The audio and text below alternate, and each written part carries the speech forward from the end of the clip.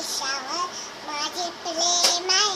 माझ्या देशातल्या समृद्ध आणि विविधते नसलेल्या परंपरांचा मला अभिमान आहे.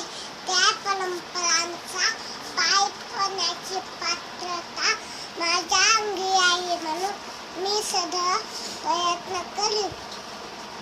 मी माझ्या पालकांचा, गुरुजनांचा आणि वडीलधाऱ्या माणसांचा मान ठेवीन आणि प्रत्येकाशी सौजन्याने वागेन. माझा आदेश आणि माझे देशी बांधव त्यांच्याशी निष्ठ राखण्याची मी प्रतिज्ञा करीत आहे. त्यांचे कल्याण आणि त्यांची समृद्धी यातच माझे सौख्य सामावले आहे. जय हिंद, जय महाराष्ट्र.